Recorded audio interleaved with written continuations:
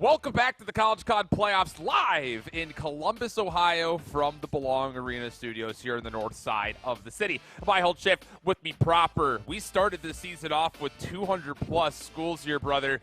We've got 4 remaining. It's going to be an unreal day. We're going to crown possibly a new champion today. 200-plus schools to start the year. 8 came to LAN. 4 still remain. The fact that we have seen teams step up, individuals make names for themselves, in the small time that we've been here in Columbus is insane, but we're not done yet, man. Oh, we're not done yet at all. Of course, we've got a handful of favorites that are still alive, but also maybe one that not a lot of people had predicted to get this far that maybe could continue to play upset in the lower bracket. That said, though, let's get a look back at what had happened yesterday in the bracket because, as mentioned, there were a couple of heavy hitters here that had a lot of expectations riding in, and largely speaking, the first round of the winners bracket gave us the results that we were expecting. You could actually say the exact same thing, I think, for a lot of people about Winners Round 2. We've got the Winners Finals coming up later today, and it's a rematch from what we saw as one of the most hyped-up matchups from the regular season. It's the #1 team overall from the top 25 in the regular season, Bay State and the Bulldogs. They'll be facing up against Northwood Esports. I think the biggest thing about that Northwood team is they're here to play. They 3-0 swept both matches convincingly yesterday. And I think what's even more convincing to walk away from those matches yesterday were the controls. I think that Northwood has definitely shown that they are probably the best control team here on the entirety of the weekend. It's going to be interesting, to say the least, because last time that they did face, Northwood did take the control versus Bay State. Of course, Bay State taking the entirety of the series. It'll be a fun winners finals to see who actually gets to get into the grand finals first and foremost. Yeah, really good stuff out of them. And for Bay State, yeah, they were tested, but it's still the word flawless that we continue to use about this team throughout the entirety of the season. We look down towards the lower bracket. After a really tough opening matchup, Ottawa is on a bit of a rampage in the lower bracket, not really truly being tested too much by the teams that they face. I say that with a bit of hesitation because even though you see 3-0s on both of the series, the 3-0 versus Westcliff was actually a really tight 3 maps. Yes, it was. Yeah, you went to round 10, search and destroy. They only won the map 1 hardpoint by 30 points. So they were definitely contested, and we could hear just the pop-offs that were constantly coming through from players like Gunzi, from Herbie as well, just always just kind of standing up, letting everybody know like how dominant they were feeling through the map. But the scoreline would definitely suggest that it was not as comfortable comparatively to Davenport, but even still, the search and destroy might come back to haunt them. I think that's actually a really big point. And then, of course, you see Southern Illinois, Edwardsville on the bottom side of the lower bracket. They had a really incredible 5-map series versus St. Clair in the elimination bracket round 1. But then they really caught stride, 3-0ing in their second matchup versus St. Edwards, who were playing with the substitute, but honestly speaking, for Combat, just to kind of give him his due praise, he looked good yesterday subbing in. So with that in mind, it sets up our lower semifinal. You see it at the top of the screen. That's where we're starting our broadcast with. It's the Cougars out of Southern Illinois, Edwardsville, going up against the reigning champions in the Ottawa Braves. And here is your kind of head-to-head comparison as far as how things have fared so far. The biggest thing about this Ottawa team is, as good as they were on both rosters last year, this is a little bit of a different look for them comparatively with a couple of players moving to different universities, but nothing has really changed when it comes down to their respawn dominance this year. No, and it's legitimately been just that. The only plague, again, to hit it one more time, has been their search and destroy. Hard points against other top teams have been close and yet competitive, but they've still been able to walk away with it, as you can see, just the average score differentials to also follow suit. It will be interesting, to say the least, if Southern Illinois University of Edwardsville were going to be able to keep up with the same amount of ferocity that we had from them last night, to be able to go blow for blow in the respawns and also look as good as they did yesterday in search and destroy. Yeah, the biggest thing about the Southern Illinois Edwardsville team is a lot of people just didn't really know what to expect because their strength of schedule was, for all intents and purposes, a little softer than some of the squads that we have here at Playoffs on LAN. That said, though, they've really established that their run through their division in the regular season, their run through their postseason qualification bracket and group stage was really, really solid. It definitely set up them as being successful. But yesterday, I should say, they were honestly really, really lights out. And I think they've fully established that, them being in the top 4 is well earned. It's obviously earned a certain amount of respect. Everybody's going around, just going back. I mean, you and I were popping off. And the moment that we left this area, we went to go see what Slow-Mo, we were popping off for him. I've got the fist bump Plasmin until he's playing lights out the entirety of the weekend. Respect is earned to that roster of the Cougars, and they still have much more to prove versus the other top 3 teams. Well, here it is, baby. It's Champ Sunday. We've got 4 teams remaining, and we're ready to kick things off with the lower semifinals. It's down to Slow-Mo. If there was ever a player that you wanted, it needs to be in from the stairs. He gets forward. It stops it at 248.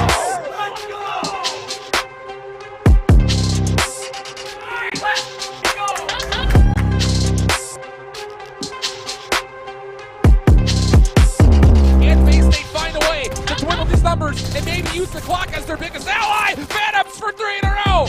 A double comes in. 1 second progress left, but Cruelty's the last hope, and he's gonna get absolutely nothing done. Oh my God! What are you doing?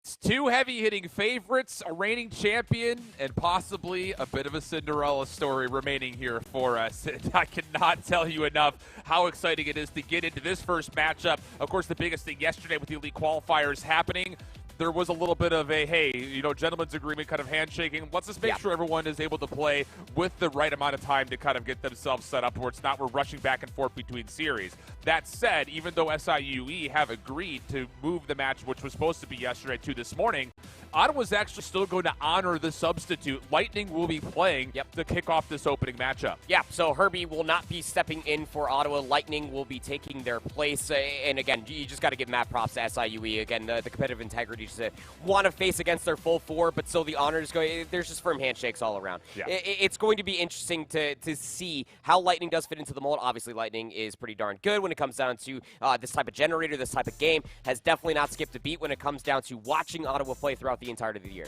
Well, on the other side, it's been nothing but excitement and surprise from the Cougars from Southern Illinois. Let's get to know them.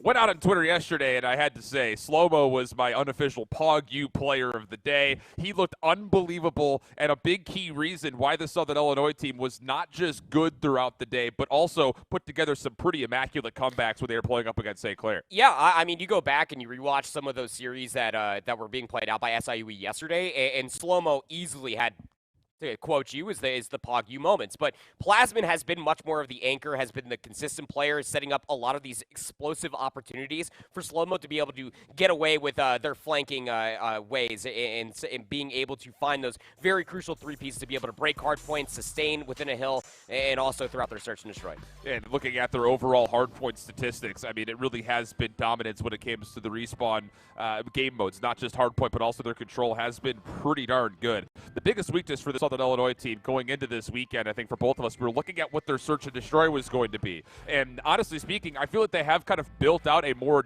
deeper style of a playbook when it comes to what they want to do outside of just running defaults. Yeah. But the thing that's really kind of hindering this team and where they really struggled at times yesterday was, no matter what the game mode was, they were a little statuesque, a little slow to make the initiative play. Now having some time to hopefully go back, rewatch some of the matches from yesterday where we were kind of very verbally criticizing some of those plays. That's right. That has to be different going into this Ottawa team. I mean, look, we're casters. We could be all right, coaches. But it's one of those things, again, where you just recognize, like, that little bit of hesitation did punish them in a few rounds. There were certain setups, certain instances where they should have absolutely closed out a lot more rounds in search and destroy. That hesitation needs to be squelched. It needs to be dealt with going in towards this matchup because you cannot allow Ottawa to have too much room to make those split-second decisions. They will run you over. They'll absolutely do that, but of course that means it's time to introduce your Cold War and CCL reigning champions. It's the Ottawa Braves.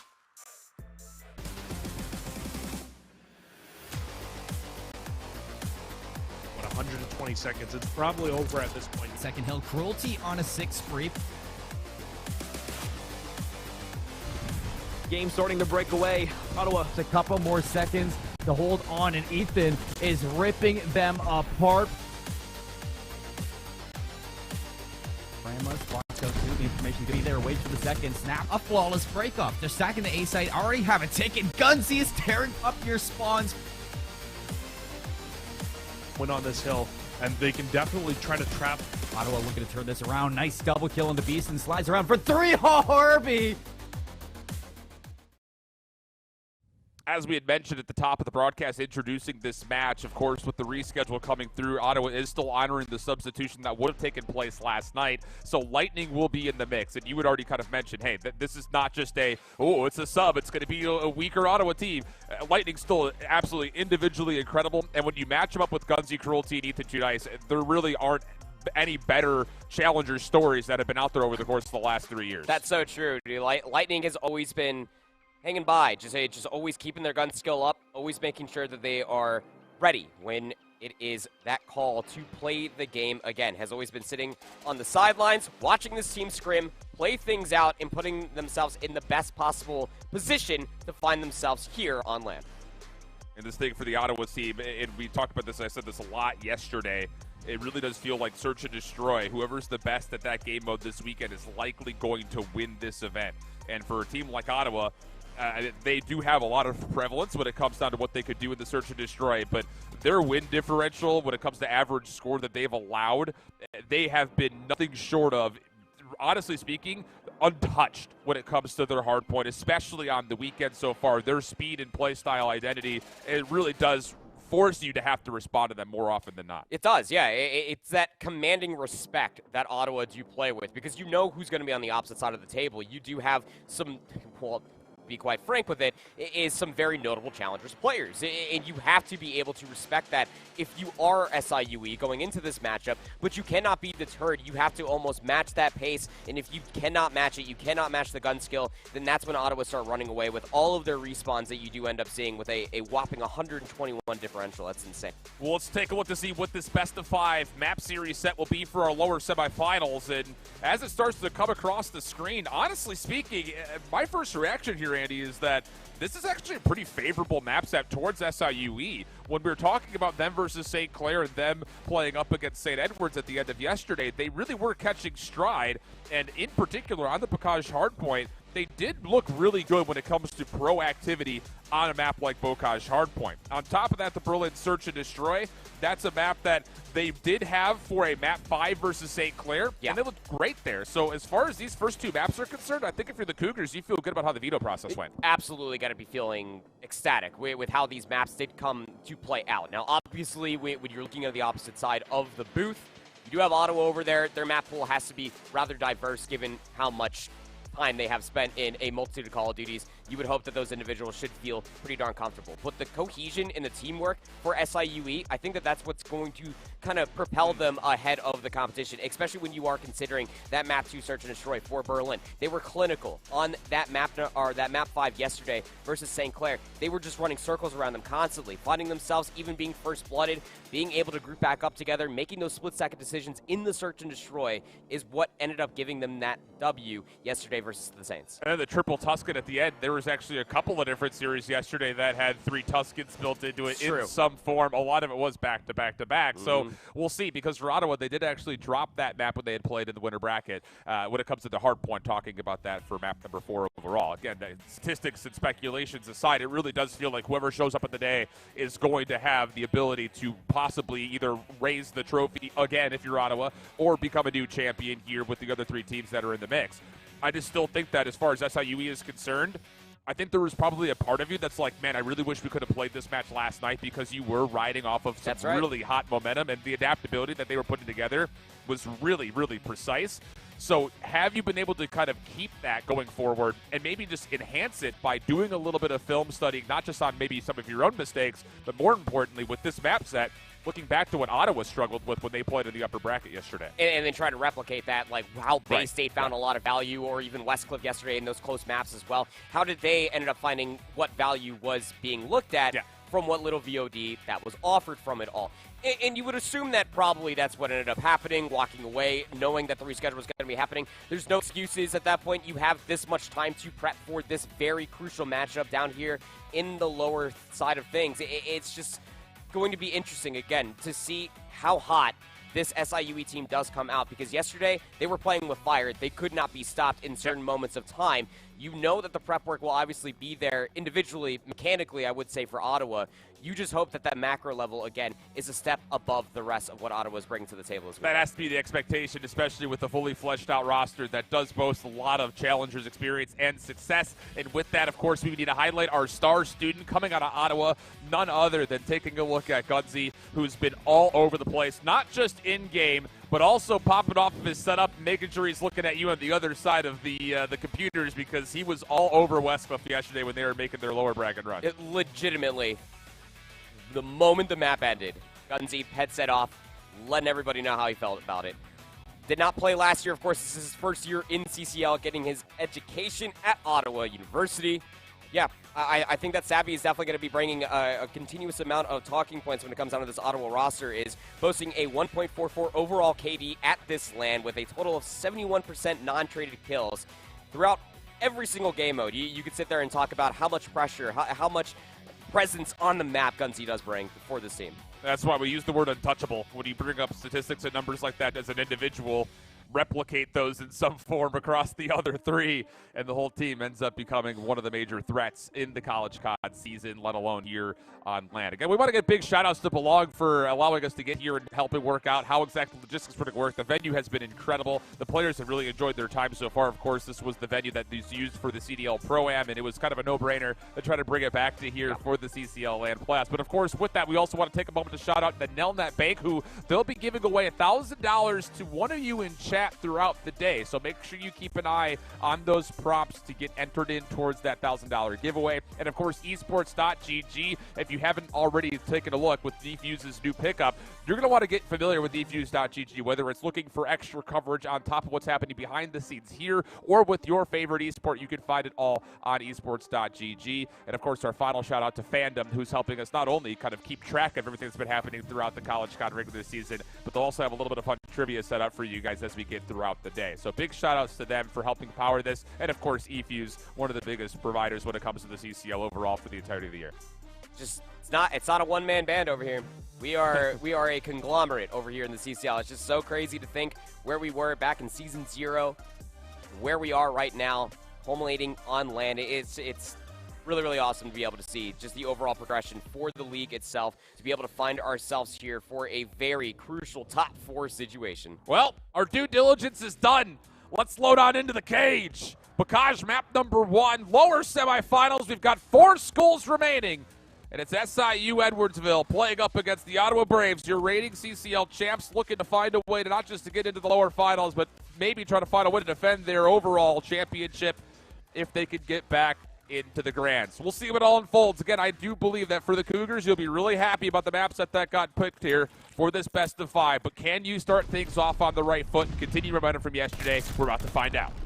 The macro play for SIUE, as you were saying during the pre-show that we had there, it was absolutely amazing. When it came down to Bocage, they were making this map feel very methodical, but will be Ottawa starting off on the favorite side, traditional 50-50 as you may like it, but still convincing kills coming through in the feed early for the Braves.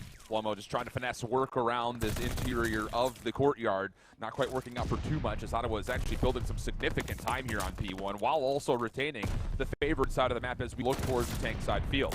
Gunsy from the side, looking to possibly clean up the remaining SIUE Cougars. Only gets 1 of 2, but his teammates quick to pick things up, and it's Ottawa all over the first hard point, and even more so, all over this field as they look to get themselves set up with the ARs over the top of the headies. Well, look at Cruelty go, man.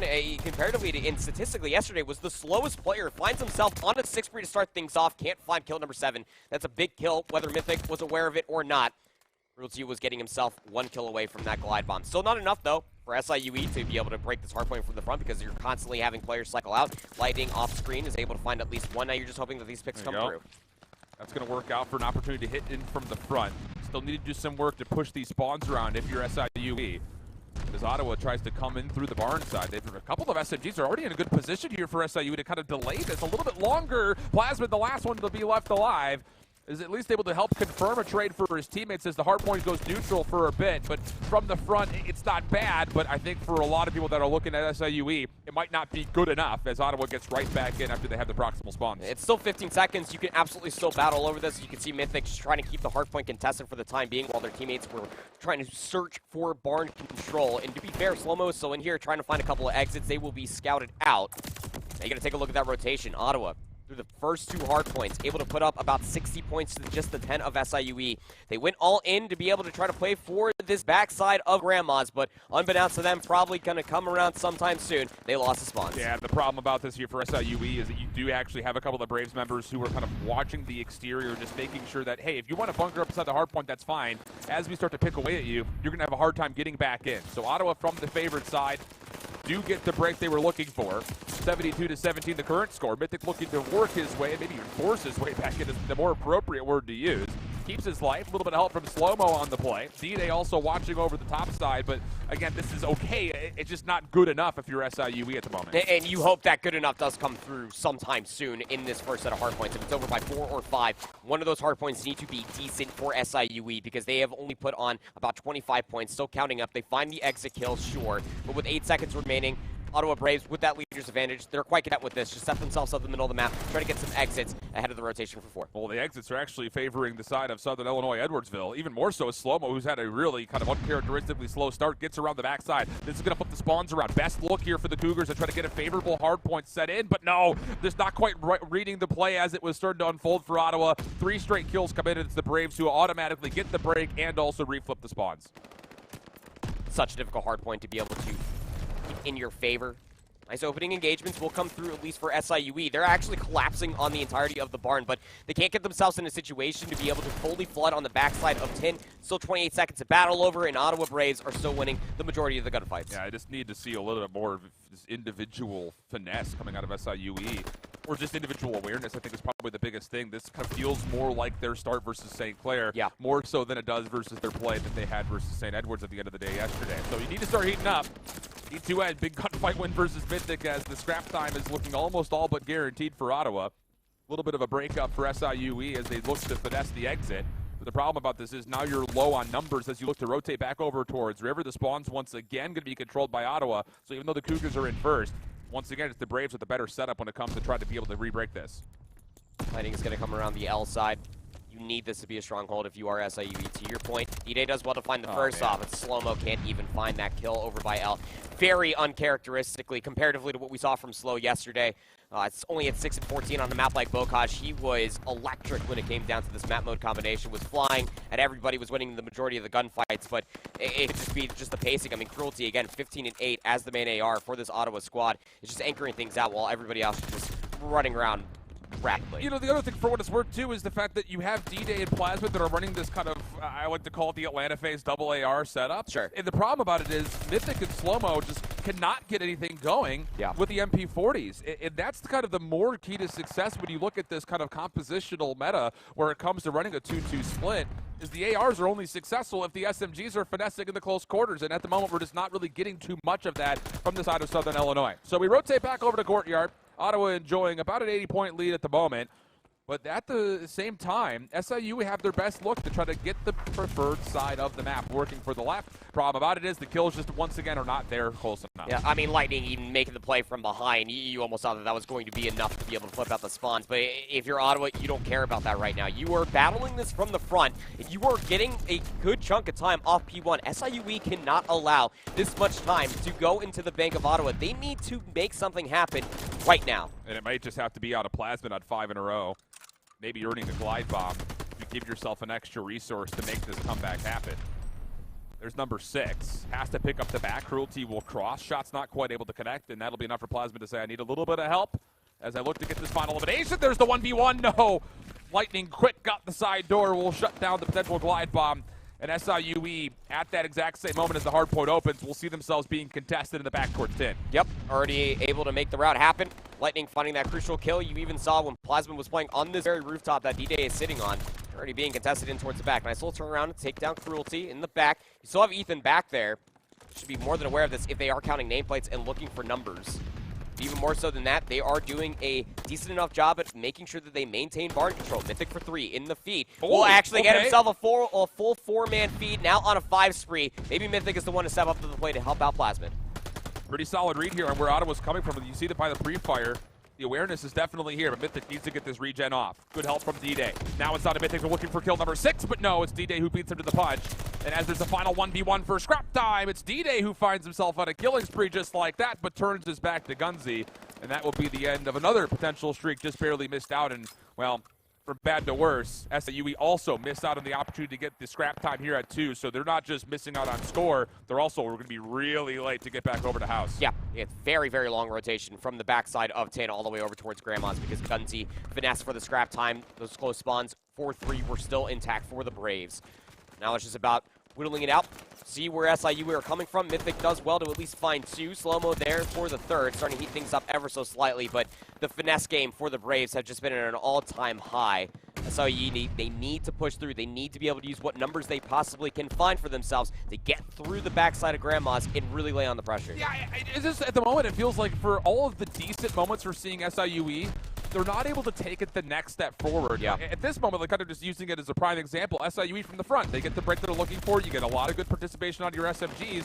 But then when you start to look over to the ARs to block the respawners, the kills aren't there. They're missing out on those 1v1s to really get you to the next step, which usually turns not just to time, but also potentially spawn flips. And on the opposite side, Ottawa's found a lot of success being able to do all those things as mentioned. So at the moment, you're looking at about a 90-point game. And as Barn will open up, you tally what the current heat map looks like across the spawns, and it's Ottawa spawning favorably for a time, although there is an opportunity here as it is Slow-Mo who kind of held his life. That's enough to bring one player near him to spawn up, and the kills are starting to favor the Cougars, so an opportunity to break. But the biggest thing is you can't just break. You have to put together a hold right now. Yep, and this is what we were talking about leading into this hard point. We need to see more proactive play coming out from the Cougars. And, well, now they're actually starting to come through and show out. They're finding kills. They're trying to push a little bit forward. Mythic's going to get caught down over on the other side of the barn, but still buys time for Slow-Mo to come off the respawn to find the trades required for SIUE to hold the hill. Plasma's going to have a pretty good look. We're towards the outside, towards P2. Contest starting to come in from the front. D-Day able to open up space mid-map. Plasman follows up. Here we go. Decent opportunity. Pistol in hand. Plasman for the double. It would still take a lot to make a full comeback happen, but that was a very solid hard point. A requirement to be sure. And as you look over towards what's coming up next over at River, that's what I'm talking about, like 1-1v1. If Mythic's able to win that gunfight, totally different look as far as what this setup is. But it's Ottawa once again putting pressure around the back. Ethan's back here, already threw some shots. Plasman is aware. Needs to deal with him. Slow-Mo needs to get this trade. We'll be able to find it, but when that happens, all of his comrades fall. 4 down for SIUE. Now they still have the close spawns. Ottawa are aware of this. They're going to be feeling pretty darn comfortable with their setup still. Good reads as far as where exactly this is going to be coming from. Isolating onto D-Day. Now everyone can just focus from the high ground down low, and it's an absolute blender. Though Plasma does get 2, that'll at least keep Ottawa limited in total resources on the hard point itself. The problem about it is the game has now moved to a 100-point affair. Yep. And there's just likely not going to be enough game clock here for SIUE to pull off a miracle like they had done on Tuscan versus St. Clair yesterday. But we'll see. I think the biggest thing from here is you have to look at Slow-Mo. He just needs to start feeling hot. Every time we're on his POV, it just feels like it's taking him too long to center in. No, I mean, you got Slow-Mo, who, yes, is soaking up a decent amount of hardpoint time, but yesterday, comparatively, was just finding so many darn kills while he was also finessing the hardpoint game. So we'll see. 5 seconds between Ottawa and a map 1 win. And they're looking good for it based on the numbers here at P1. Good kills also to follow on up. And that will do it. Map 1.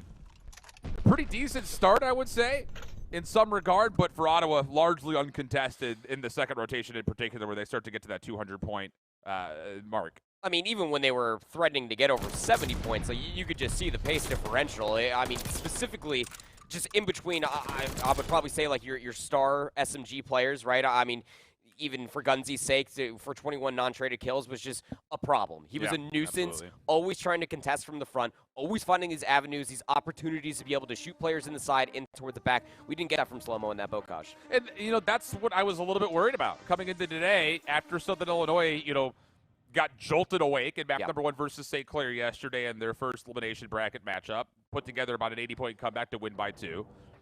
You then have the follow-up on what was a very contested map 2 search and destroy, but things, you know, it felt like everything took a second. Like, I feel like there was someone at the helm kind of pulling along this Cougar team saying, all right, let's go. Let's get back to what we normally know. And, you know, you take that energy into the match versus St. Edwards. You catch a 3-0. Granted, it was a pretty tight 3 maps for the most part. has that energy now just been completely dwindled? Like, do you have to do that all over again to make Sunday feel like it did at the end of the day yesterday? You got to dig deep for it, man. Like, it just got to come down to the passion. How bad do you want it? You have to show it right here, because you know that Ottawa are going to come through, and they're going to play the way that we know Ottawa on all 4 of these players, all 5 technically, with Herbie still waiting to join in later on, are going to play on the day. Slow-mo comparatively, again, yesterday, not to continue to harp on the guy, 15 and 34, even though he was still going negative sometimes yesterday, even in hardpoint, did have a negative KD. It's the interactions. It's the ability just to make those quick second decisions to fly into the enemy's face and still try to take those gunfights. It just simply was not there. The confidence was not there for both him and Mythic in that specific map. Well, it has to show up right here, right now. Berlin Search and Destroy. This was the map 5 versus St. Clair, and this was the only map in that series, I think, for our minds that was convincing. Even though map 2 was a 6-2 affair, it felt like all 8 rounds were really tight. That could not be necessarily said about the Berlin in that same series. So, is there the ability to get to more comfortable ground, use what you used yesterday as an opportunity to get yourself set up for some early success, and then start to get a little bit more, I don't want to use the word experimental, but it's the only word that's coming to mind here, is just try to be a little bit more creative. I think is probably the best word for it.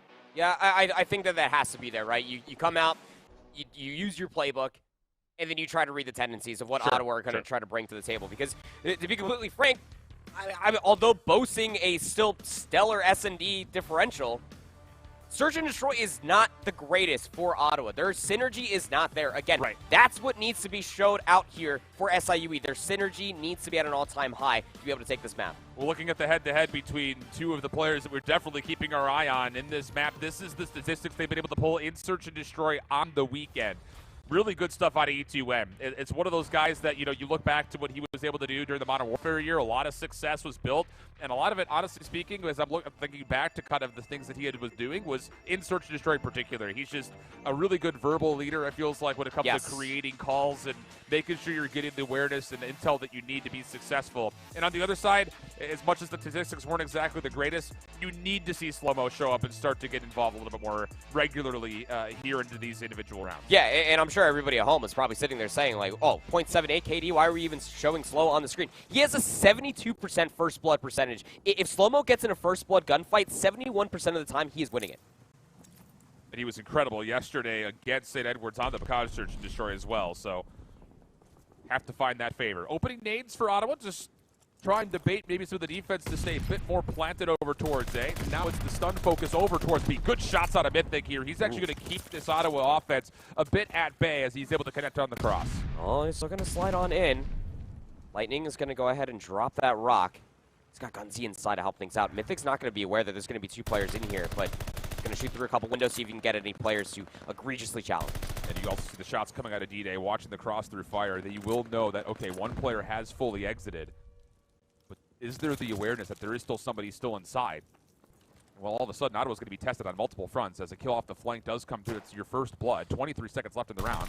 E2N able to find a scope deep. Mythic on the way forward. No, Gunzi goes prone and is able to elude the majority of the gunfights. And with that, Ottawa hold significant numbers to put this first offense in favorably. It's that checkmate type situation, man. Get that bomb planted at B, just hardly contested at all. Yeah, you had some shots coming through, at least from one player of SIUE to at least keep them at bay. They were honest, sure, but the moment that they got that tag on the nade, they knew that that player on the docks wasn't going to chow again. He was 20 HP, for sure. You got that tag on the nade, get inside the B hut, plant that bomb, Lightning exits for free, and then Gunzi just sits there and lays prone over by the contest spot. Even with the door closed, it was still just an indomitable setup, especially with Ethan, who is doing work all weekend long with that Kar 98K, walks away with 2 in the round, was sitting in the back boathouse just waiting for players to cross. We're going into the Cougars' first offense. It's D-Day watching the cross into A. 3 members quickly trying to hit, and Slow-Mo is going to be the first one forward. Busts through the doors, checks the left side of desks, nobody home. And as the nades start to come through, you have to check this right side office. A couple spam shots come out, but Lightning stays safe, forces out a team kill. That's actually onto the bomb carrier, so no plant going to come through, and all of a sudden the Braves can rotate defensively into the 3v3. Yeah, you still got players on the dub steps. Gunzi's going to go ahead and do the jump up. There's no way that Cougars are going to be aware of this. They need to try to search for this. Now that Gunzi is just laying prone behind this desk, just going to try to play some timing, knowing that their teammates have their back. Has too much utility already been spent. That's the other big question here. Slomo's got one nade left. Going to use this to see maybe if he can connect on someone in the corner, but Gunzi's already left. Using numbers, they say, let's take over the train station. The only way we lose this 3v2 is if we miss out on a post-plant setup on the backside of stairs. But can D-Day maybe find some time? No, not going to happen. Just looking the wrong direction. Gunzi looks like he may have just done enough, and yeah, indeed the case. Defensive retake, really, I won't say is required, but still the proactive nature of Ottawa on the defense, really well credited. Just never waiting too long, right? I mean, Gunzi already showed presence inside there, whether he was scouted or not. Did exactly what you were saying. We have numbers. Let's take back train together. 2v1 anybody that we see. Worst comes to worst, we find a trade. And you even saw there from the Cougars of SIUE, they were relatively split from one another, giving themselves those isolated 1v1s. You just feel like that nade needed to be utilized a little bit earlier if you are looking into the side for Slomo to almost buy some space, maybe collect that bomb, maybe get a rotation out. Ethan with a sniper. We'll see one cross at the very least. That'll be communicated for the team maybe to hit the site. But look at this different look for Slomo. He's going to play statue side, looking to hit over towards Secret if there is a commitment here at A. It's going to have some help. DD's actually quickly on the rotation over towards P5. So as far as the defense is concerned, you're not really able to test the bomb being planted, but there might be an opportunity to catch him on exit. I slightly wince and hesitate because Plasmid dropping over towards pillars makes things much more difficult, and now you look for the Cougars at these two players on the flank. You have to find success from the back first. You're going to be able to read where all these players are located at. D-Day does well to at least find one, but you still have Ethan to worry about on the backside of 4. And is Slomo confident enough to come on in and actually get an entry? It's even better. How about trying to maybe sneak away a defuse, but Ethan there to make sure he keeps eyes on the bomb. 4 in a row. Also knows that D-Day had popped out. Good gunfight win out of D-Day, but time is not going to allow him to even get a chance to defuse. And with that, Ottawa will go quickly up 3-0. It's just so tough, right? I mean, it's that little moment of time right there. Some slight hesitation. You get behind enemy lines. You're starting to complete the pinch. You're clearing corners. But just that slight bit of hesitation comes through. And SIUE just simply cannot find the kills quick enough. I mean, I do respect the call. I actually really, really like the call for Slow just to hop onto the bomb, but there was just no help from the opposite side to be able to watch that very long line of sight on the opposite side of the train station. Ottawa, again, proactive as you like, are just quickly getting control of a lot of these bomb sites and forcing out the issues from SIUE. This time around, another new look for Ottawa. It's going to be a focus towards B, largely through Mail. And, well, how about it? Good first blood follows up to the second. They know that Cruelty had crossed back over. So now E2N on 4. And 1 needs to kind of come over and stop and delay it. Oh, this is a really good look at D-Day, but doesn't win the gunfight. So now it's all on to the sub of Lightning. What would have to be a 1v4? Catches the first, no problem. But with an MP40, how do you get back in towards this B-bomb site? And the answer is, we'll use an autoton to try to do it. He's not going to read that Plasmid. Plasmid definitely just saw him cross. Sure has. You also got Slomo playing over towards Fire Lobby, working the bomb site from multiple angles, and also the time is starting to become a 4th opponent here in this for Lightning. Good shots coming out, but cannot get away. Good wall bangs on the response, and SIUE. Nice little cheeky hit over towards Mail. Catches the Ottawa defense pretty much completely off guard towards B. Too many angles to try to cover. Not enough time to be able to find 3 kills plus the defuse. Not when it's pointed over at B. Wonderful take for SIUE to be able to hit over towards B. You really got to shout out Slow, who does find that timing to get in the bottom side of Mail to be able to find that first blood on the backside of the hut. And then from there on out, it was just the overall collapse. The B lane control was all there for the Cougars. Should add a nice little pep in their step. We'll have to see if they can continue on with it. Another offense for the Braves. Going to be taking a look at more B-lane control, but SIUE, they do have 2 players here. Oh, look at this. The Cougars are actually going to be looking to really overwhelm over through Mailroom, but Mythic gets caught off guard. Slomo re-wrapping back towards the second floor. Would have loved to have had a chance to make this play happen. Oh. Slomo, come on. That's going to hurt. Would have been a free kill, and it actually would have made Ottawa have to reconsider what they wanted to do here at B, missing a member in the middle of the map, but now it goes to a 4v3 situation, and Slomo's going to be kicking himself, missing that free kill. Yeah, because you just essentially gave them free information on what everything else is happening. Slomo tries to exit out the back. They get gunned. Bomb planted at B. 2v3 for the retake. Lightning will stay inside. just make things a bit of a mess in and around the B-bomb site. And it's just down to D-Day, nowhere to go. No. Ah, man. You know, we talked about this yesterday watching a couple of different series. When you're going up against any of these top 3 teams that we had in the top 25 overall through the regular season, you just can't afford to make mistakes. Because they will 100% punish you. And that's just, again, kind of, well, I said there was an Exhibit A yesterday, so we'll call that Exhibit B. Gonna have to make a whole list by the end of the day. Enter it to evidence. Yep, Ottawa is one of those teams. Obviously, you give them an unforced error, they will absolutely collapse on top of it. 0-4 for Mythic. Not where you want to see them.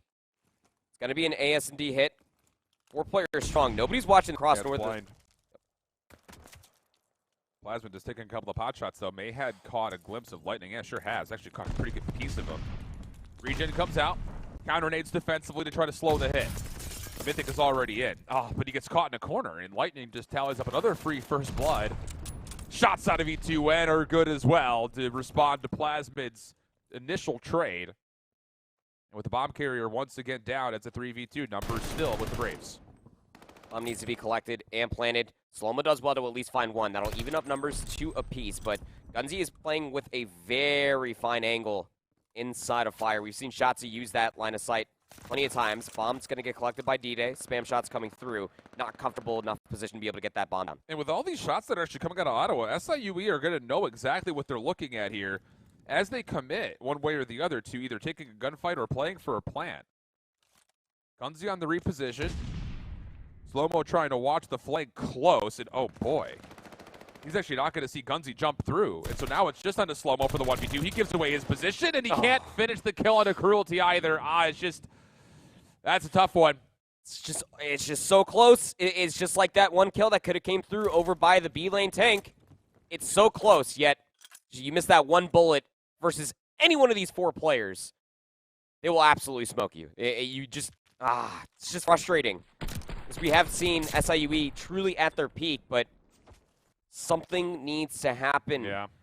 They need to wake up. They need to make sure that the confidence is absolutely there. We know that they have the skill.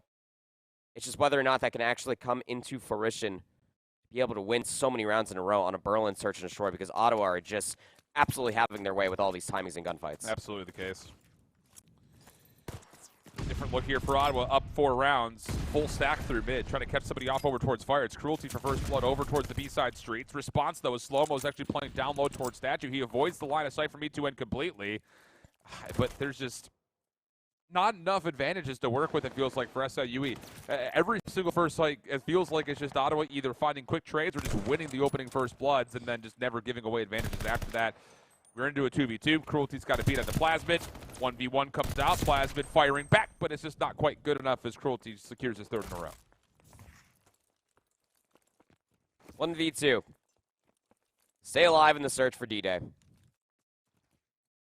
He had a crucial amount of success throughout the entirety of the controls yesterday.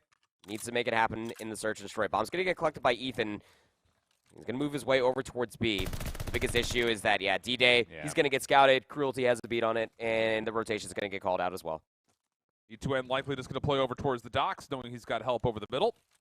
Really only has to worry about if he's made a play over through warehouse. And the doors are actually going to open, so Cruelty, I believe, actually does catch a piece of that sound. And D-Day is going to have to win 2 incredible gunfights. First one's very nicely done. Doesn't even take any damage in response. Gets a look at E2N. But now it's just play with your food if you're Ethan. D-Day considers hopping on it for a moment, but delays. E2N with the scope in hand, not even worrying about the pistol. Is he trying to do something for us? Oh. Trying to.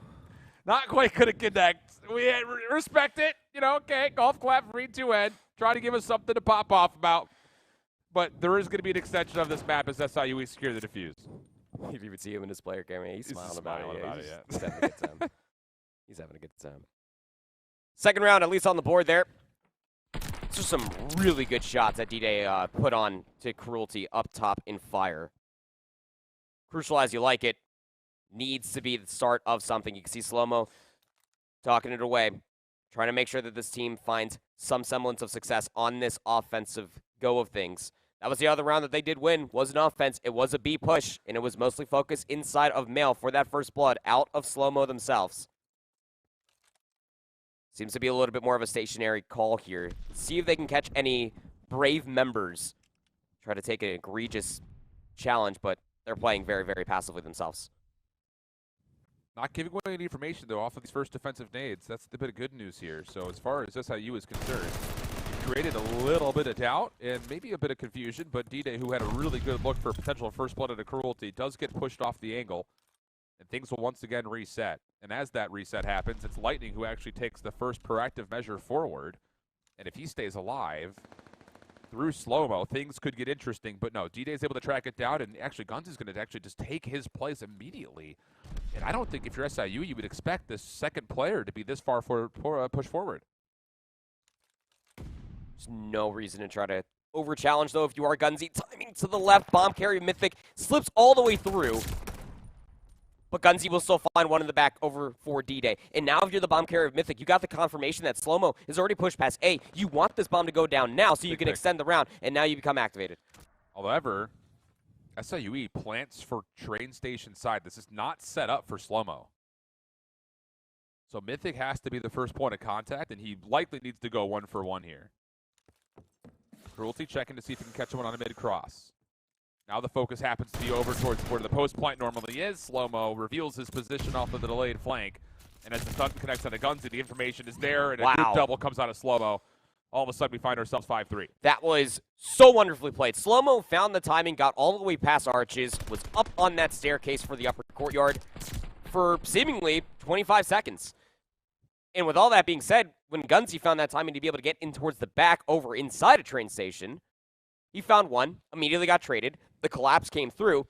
SIUE needed to plant the bomb, but you got to respect what Slow-Mo just did right there. Instead of passively waiting for the gunfights to come to them, he activated himself and then went all the way back through the middle of the map. Found those 2 kills, used the stun to a high degree.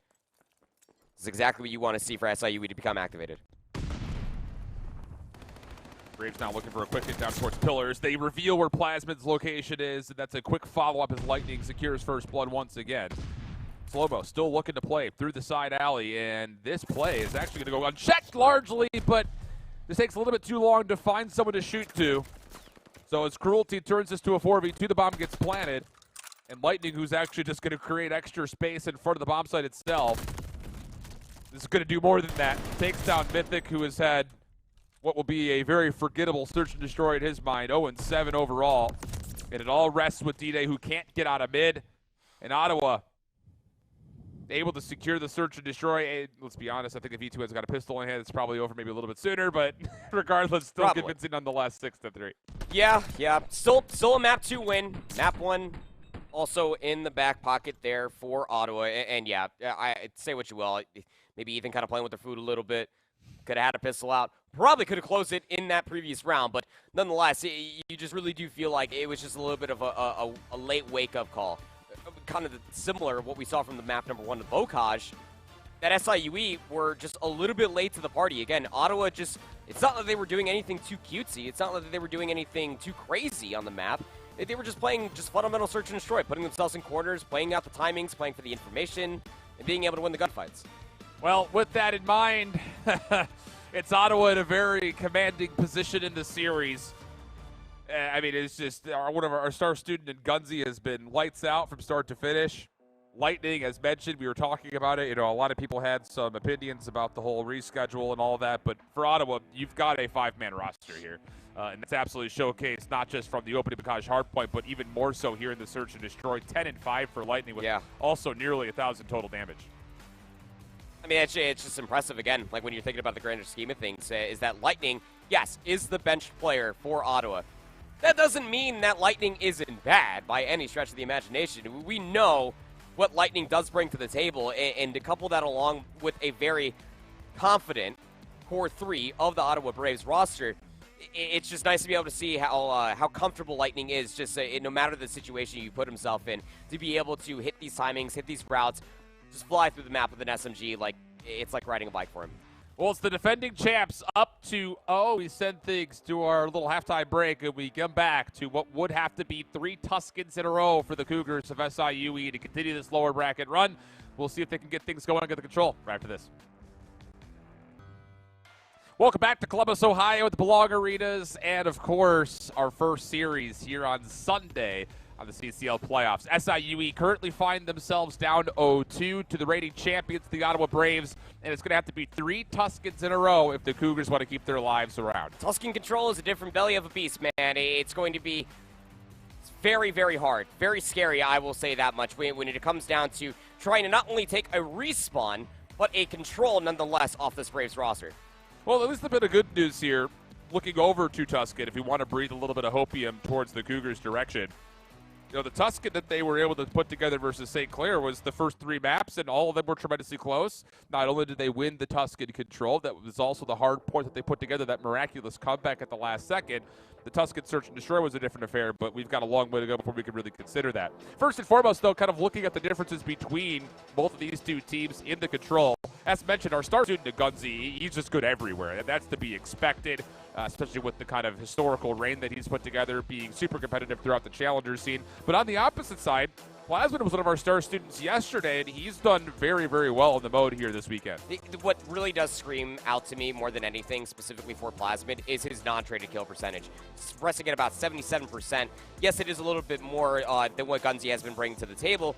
That's okay. But as an AR, he is constantly enabling the rest of his squadron to be able to find these longer lines of sight, hold down these angles, and allow these flank plays to come all the way through. It's like what we were talking about back in the Bocage map number 1 for Hardpoint. If Plasmid is constantly finding these angles, these opportunities, these kills, it's the SMGs that then need to collect off of it. Sure, and we kind of made the nomenclature of it where it was like Plasmid's patio yesterday versus St. Clair defensively. There just was not a way to get him out of that area. That's going to have to be key once again, because for as good as Plasmid was, he was kind of getting one by one by one.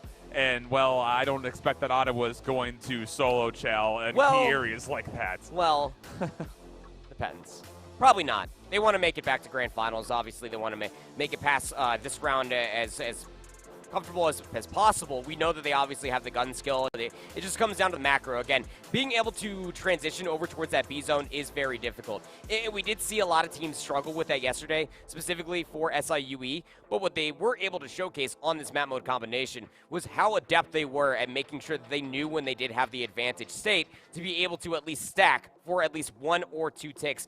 They got away with highway robbery twice over to make sure that they got round 5 defense. Well, we'll see how it all unfolds this time through. Do or die time for Southern Illinois Edwardsville. And they're going up against an Ottawa squad that isn't just super talented and obviously a potential threat for a back-to-back performance in the CCL. But in particular, their control has been just as good as any of the other quote-unquote favorites that found themselves here in Columbus this weekend. So what's it going to be? We'll jump on board with our star student, Gunzi, to get things kicked off here for Ottawa. And it's already over towards A with some pressure from Lightning into Church. Oh, goodness, this is about as bad as it gets as far as an opening defensive setup is concerned for SIUE. Good recovery on the 1, but all of a sudden, Gunzi's now established a threat over towards Churchside Fields. Oh, Ethan actually ends up reading that. Slow-mo's coming around from the flank side, but not until Slow-mo does find 1. Can't find anything else besides that. And even Lightning off the respawn just becomes a thorn in the side is over on B while their teammates are stacking for A. Yeah, this is going to be a shock A, recover B, make sure there's not a first tick of progress that comes through. Lightning looking to finesse. Not a bad job to extend his life, but largely speaking, comfortable on the retake for SIUE, plus the depletion to make sure that first tick of progress is completely reset. But it's going to be 2 minutes and 13 seconds on the clock as we consider a 25v25, and Ottawa looking to get around the back to play towards B. Also have at least players trying to keep P5 considerative of what that angle could end up developing. Lightning will lose that gunfight, so now it comes down to the push over by Field, of which they actually do quite well. Gunzi's able to find at least 1, though. Plasmid inside of the pillars quickly finds a trade. There's still presence back here for Ottawa. Yeah, Mythic just wasn't sure where he wanted to take the fight, and how about Lightning for 3? A lot of it off of a little mini pinch and some finesse to help the back stay open for Ottawa to continue to use as a setup point as they consider how you want to even set foot on towards the B zone. SIUE, though, with a 1 life advantage, considering that, hey, that last play was detrimental towards how you wanted to set up. They're actually in a pretty solid spot from the front of the zone. A lot of high ground control, and Ottawa really can't do too much with Cruelty in the back by himself. Oh, but he's doing decent enough to at least try to create more space. Finds 1 kill inside Church, but moment they try to strike on the backside of the defensive tank, they lose their life, and all the other Ottawa players that were inside of church, they die as well. So now you're down to a minute, 16 versus 20 in favor of the defense of the Cougars. It's going to be another massive flank coming through from the field. And the thing about this is you've got so many alarm systems built into the setup for SIUE defensively, with a player in church, a player all the way in the back, and still, like we mentioned, forward pressure through the high ground over at radio. A couple of kills coming out will force SIUE off the defensive respawns to make some decisions, but Mythic getting the double will clean up the back. And now you're down to the last 13 lives in the final 35 seconds of Ottawa. We're to try to find some success over towards B. First 2 kills through church will allow them a chance to look at the zone for the first time, though. And they have depleted the life advantage as well. Yes, it is still by 2, but Ottawa Braves, they are trying to stop this clock. They're trying to extend the round. Topside patio set up, but again, that's Plasma's patio, baby. It's true. Double for him. Make sure that this offense for Ottawa is going to have some heroics come through individually if there was going to be any success over B at all. E2N stunned up, denied by Plasma. Wants more than that, and again, that's his patio, baby. You need reservations to find a table up there. And SIUE look good to hold this defensive setup unless Gunzy can make something happen, but he's just too far away. Really solid B defense coming out of the Cougars. Yeah, it was. Just constantly, as we were highlighting, cycling out players, making sure high ground was always contested, if not always being held. Making sure that that one player at least had some help that was anchoring out that backside of the tank, because Ottawa were relentless, just constantly trying to send so many numbers over towards field, which isn't a bad play. It was just really, really nice to be able to see SIUE deter that about 3, if not 4 times. So only allowed those 3 ticks of progression to come all the way through. SIUE looking to answer that on their offense. Big start right there, finding an opening, killing D2 in topside church. That's going to keep Gunzy relatively planted. And honestly, for Ottawa, looking to get the defense going, it's going to have to be out this guy on your screen. The Lightning and Mythic's able to get the read from inside you. So no lives lost for the Cougars whatsoever. And that's already 2 ticks of progress done. Gunzy looking to contest from bottom side fire jump, but there's just really not a spot for him to contest the zone, and that's going to be 2 minutes and 20 seconds. Nobody died at all for the Cougars. Nope. Plasman's on a 4, double positive, 10 and 5 as you like it. Finally, Mythic will go down. That's the first death, keep in mind you, but you have 2 minutes to try to make this happen. 2 kills do come through off that trade from the previous of what Gunzy was able to find. Middle of the map will be in slight possession, but that's about all you can find, as Ethan will find their second upside top. I really would have loved to have seen with 2 minutes and 20 seconds of the clock and Plasma on 5. Set him up for kill 6 and kill 7. Play for the streak. You've got a world of opportunity with how much clock was built up after the quick capture of A. Try to get an extra resource, but the gunfight, as you mentioned, from topside well over towards P5 doesn't go his way, and all of a sudden Ottawa have neutralized the life count back to even. They've already killed off a minute of clock. And honestly, for SIUE, it's kind of hard to make a decision as far as where exactly you try to set yourself up to get a look at B. At the moment, it's largely through church, but that's being contested. They're trying to find where these players are located at, too. You completely lost them, but you would have to assume that they're probably on this back god tank. They're also trying to put together a little bit of a push that's going to be coming through over by Bunks. And, well, Gunzy's just locking it down. He finds 2 kills. How good has he been on this map so far, man? You just can't slow walk into a pre-fire angle that you should expect, and then secondary chow 1 by 1 like that. It's just mistakes that Gunzy's going to punish you for. Stunts coming out as SIUE have given up some sound cues that the next hit very well could be coming through P5. It's a 3-man stack here. Gunzy in the corner. He will have quick assistance out of E2N, who's nearby. And it's just down to, can you burst through these doors and find an opening first blood? Great start, and a second. Plasma able to get the double. Lightning from the top side of the double boxes is looking to help out to make sure nobody can push or jump down. And oh, it's so well done from Lightning. Gets 2 in a row. The third denied by Gunzy, and it's a full clear coming out of Ottawa. 33 seconds now on the clock. Gotta go. Gotta try to find some pressure, but look at the way that Ottawa just proactively deal with that pressure that just came through from SIUE, and now they're just waiting. Lightning waiting to strike as soon as players try to clear P5. Casual, no problem. Lightning strikes twice. Able to get himself now all of a sudden on 4 in a row. And with that elimination, really no chance here for SIUE to ever see the zone. And you got to remember, after A was captured, it was a 24v24. Ottawa's lost 4 lives since that point. Yep. Unreal. Yep. You know what's even crazier, too, is that it was 24v30. Yeah, facts. They didn't lose any lives. Yeah. SIUE, they had 2 minutes and 20 seconds on the board. Didn't lose a single life. As flawless as you could possibly ask for. Be able to get over towards that A zone, convert it off their initial push. But then from there, I mean, Ottawa they just turned it up. That is what you have to come to expect and respect when it comes down to this roster, is that on a moment's notice, this team can absolutely go AWOL. 12-9 for Gunzi, 12-10 for Lightning. They know their advantage. They're setting 3 players this over is a 1-3 split. Mythics isn't here. He's going to be late. Plasma's trying to help out from the top side, but he's going to get stunned. That reveal should be good for some team shots to come through. Nade's going to keep him at bay, and Gunzi's already on towards the B zone. Slow-mo off a bit of a pitch, though. Maybe he can come here to save it in time, but the first tick of progress does get locked in. That could be job done. Gunzi's not even finished at the moment. So maybe that's a difference maker. Ottawa with the little 1-3 split, secure the first tick of progress we've seen towards B, and now off the respawn, all 4 members are in a prime position to get on and start making progress at A as well. That's the biggest call that you could possibly want if you were a fan of the Braves, knowing that both teams did end up getting 3 ticks in total.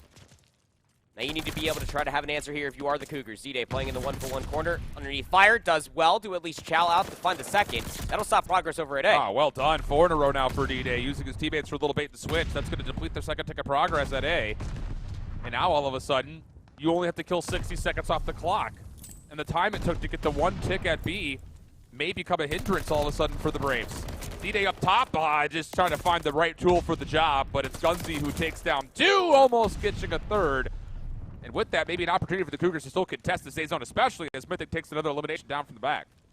He can coordinate this pinch now, but you know that Ottawa are going to be looking for it. Even off spawn, inside of Vines, they are trying to find it. But still, you have Plasmid to worry about inside of you. And you bought so much time if you're looking for Mythic as well. It took 2 players to deal with Mythic inside of Vines. Finally, the kills come through. Second tick of progress on its way. Now you have to make a really difficult decision if you're SIUE. You know you've lost the first tick of progress at B. Are you trying to stop them at 3 ticks? Do you try to contest this? And the answer will be no. Setting up for a watch of exits over mid-map. D-Day good for 1. Oh, don't you line up there. Gunzi will absolutely feast on you, but Slow-Mo gets the trade. And we carry a 2-life defensive lead for SIUE as we look at the last minute 30 towards B. Lightning's in the back. It seems that they might be aware of this, but if you're Slow-Mo, you don't need to go too wild, because if Lightning comes into the back, D-Day should be able to have this. Lightning saw him. Yep. And there's no way that D-Day is going to be prepared for this cross-up. We'll find that kill. Now the pinch can start to manifest. Oh, quick off the respawn, though. Mythic actually re-clears the back. Slow-Mo from the front has done well. Keeps his life. Delays a little bit more time off the clock for Ottawa. But the trade does eventually get secured, and now it's a killing spree for Cruelty looking for a possible glide bomb. Mythic the next one up. Cruelty not interested in the fight, will back down. Ottawa in his back pocket, finds Plasmid for his 6th. And now numbers for Ottawa starting to come through, and Cruelty going to stop side Pladio the whole way if he wants to play for it. But instead is going to look to see if someone's going to try to challenge the backside of the column, and he may get the gunfight he wants. Sure is. There's the glide bomb. The kill's also in tow. 1 more tick of progress needed to 9 playing up against 6, and Ottawa looking good for the offense. Then we're going to get here in time. Slow-Mo clears at least 1, but could not touch the contest. And Ottawa's offense does come through as they're looking really good to possibly 3-0 if their defense can continue to hold. And again, that was mostly off of that initial segment that came through from that 3-1 split off the rip.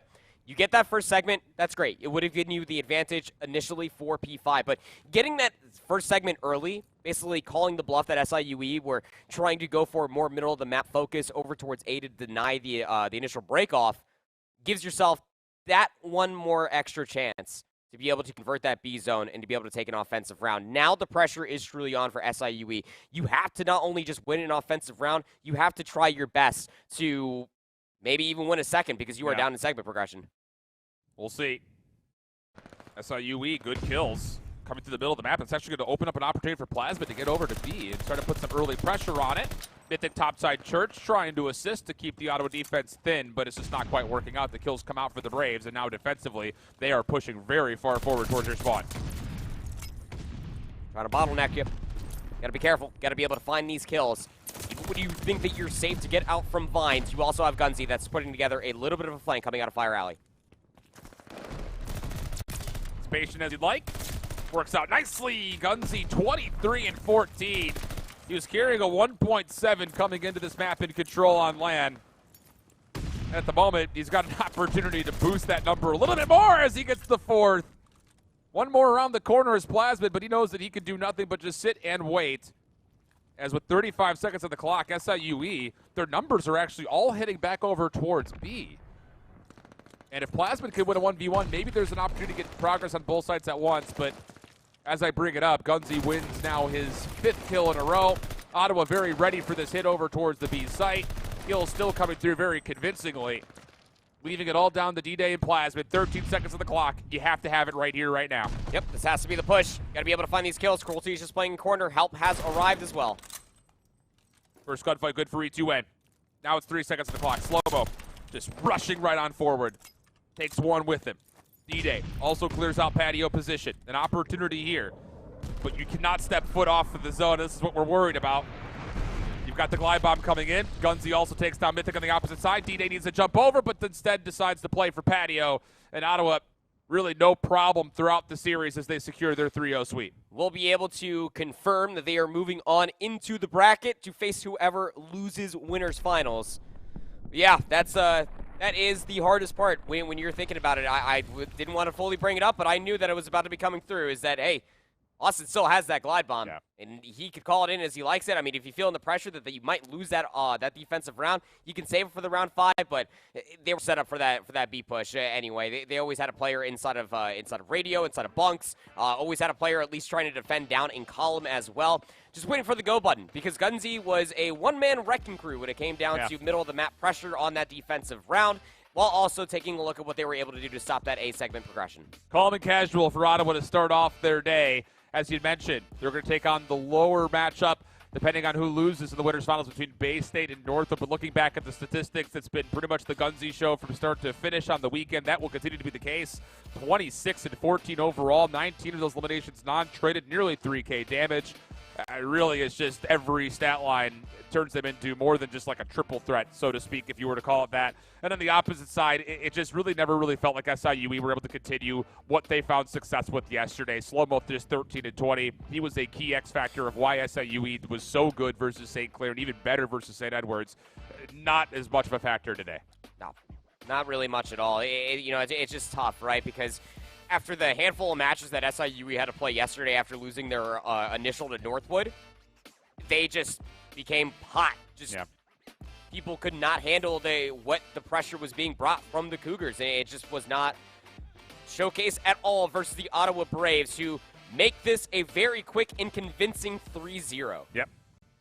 It's pretty much exactly what the doctor ordered, though, for Ottawa as well. It is. You didn't want to come out and struggle versus this SIUE team, knowing that your pathway to becoming a back-to-back champion would be by also having to beat Bay State and possibly Northwood. It's just never something you want to be able to look at going into the year. But this Ottawa team has been great all throughout the regular season. You expect that they're going to be competitive as much as they were throughout their winners round 1 matchup versus Bay State. We'll have to consider who their opponent will be after the winners final, which, of course, schedule-wise, it's what's up next.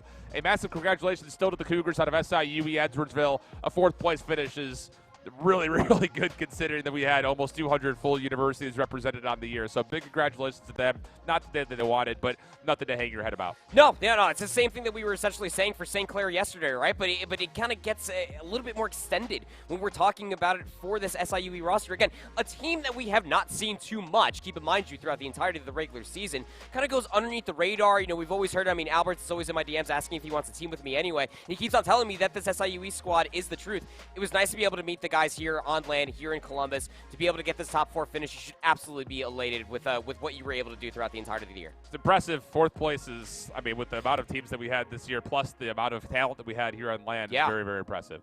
That all said, though, hey, it's not just the players that are going to be finding a way to win some cash this weekend. You at home can also win a little bit of some pocket change, thanks to our friends at Nelnet Bank. $1,000 cash giveaway is going on right now. Type ! giveaway in the chat if you're looking for a little bit of a financial boost as you get into the summer months. With that in mind, well, it's time to get ourselves set up for that coveted number 1 versus number 2. Bay State versus Northwood. The winners finals will be up next. And while we're sending things off to break, if you want to learn more about the teams and maybe just test your overall COD knowledge, our friends at Phantom have some trivia for you. And if you're missing out on that trivia, make sure you go look it up, because there have been some questions that I've seen that I don't know. So thanks to our friends at Phantom. Enjoy the trivia. We'll see you at the backside of the break.